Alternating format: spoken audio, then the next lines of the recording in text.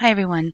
So we're going to start talking now about solving systems of linear equations. And this is one of the main application of using matrices and vectors and their respective operations. And systems of linear equations are ubiquitous in the world. And you can find several examples, like real life examples of that, of systems of linear equations in the textbook. If we're going to talk about solving systems of linear equations, we probably first need to talk about what a linear equation is. So an equation is linear if it can be written in the following form. So these a values, these are all constants, and the x values, well, they're not really values, they're variables. And b over here on the right-hand side, that is another one of our constants.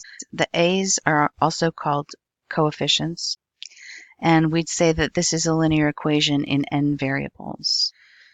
So here's an example. So this doesn't look like exactly the form that I've written up here, but remember that this is just if it can be written as, in this other form. So I can rewrite this, taking all the variable terms to the left-hand side and leaving the number that's by itself with no variable on the right-hand side. I get 3x1 minus x2 is equal to negative 4.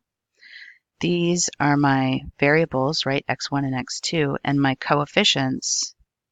Here, a1, this constant coefficient is 3, and a2, that coefficient of x2, is negative 1. Right, so that is an example of a linear equation. I think it's also helpful to see a non-example. So a non-example might be something like x1 squared minus x2 equals 4. The reason that this is a non-example is because no squares of variables appear in this form of these equations, and there's no way to undo this so that there isn't a multiplication of a variable by itself. So no squares. Indeed, no powers other than 1. Right? So another non-example would be something like the square root of x3 minus x4 equals 6.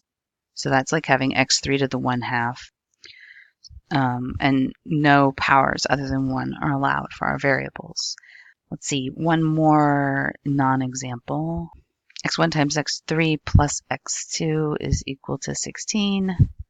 This is also not allowed because no products of variables are allowed.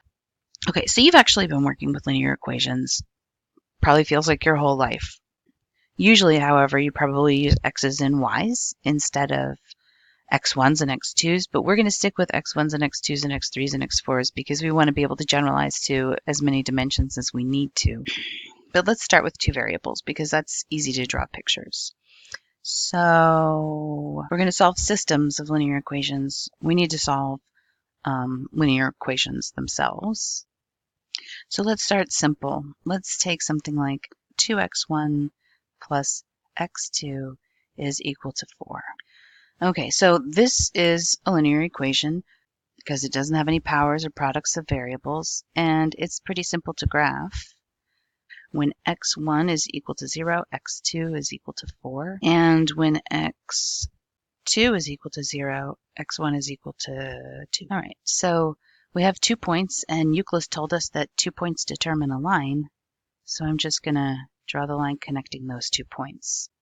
And solutions to this linear equation are ordered pairs because there's 2 variables. One example is, let's see, 2, 0. Another one is 0, 4. In fact, every point on the line is a solution. So any pair of numbers that you can plug in to make this equation true is a solution. So like 1/2, 3, and so on. All right, so just to warm up, how about you find some solutions to this linear equation? Pause the video, draw a picture, write down a few solutions. Again, just to warm up. Okay, so here's my solution, and I just drew a picture of the line, and I have 3 solutions here, just like before, and just like in your algebra class from when you were in high school. So linear equations in 3 dimensions are no longer lines, they're planes, if we were going to think about them geometrically. So for example, here's one example, x1 plus x2 plus x3, 5. If I want to graph this in 3 dimensions, well, let's see. Just like I've had my XYZ axis in the past, now I have an X1, X2, X3 axis. I can see, for example, when X2 and X3 are equal to 0, then X1 has to be equal to 5. And when X1 and X2 are 0, X3 has to be 5. And when X1 and X3 are 0, X2 has to be equal to 5. And so just like 2 points determine a line, 3 points determine a plane. And if I connect these 3 points, I get a triangle, which is kind of flat in space. And this triangle is part of this plane that is the analog to the whole long line that connects the 2 points in 2 dimensions. So the plane that contains this triangle and every point on it is a solution to this system of equations. So some of the solutions we've just written down are 0, 0, 5, 0, 5, 0. There's plenty of other solutions. For example, 1, 2, 2 is a solution, right? Because x1 plus x2 plus x3 equals x5, right? If we plug in these points, values for these variables, we get a true equation. 2, 3, 0, and these are all points that we can find on this plane, right? So, for example, 1, 2, 2, 1 out on the x-axis, 2 on the y, and then up 2. That's going to be a point that's actually inside this triangle right here. 2, 3, 0, so that's going to be a point in this plane, but maybe not on the triangle. And there are infinitely many other solutions. Okay, so that's linear equations. In the next video, we'll talk about linear systems.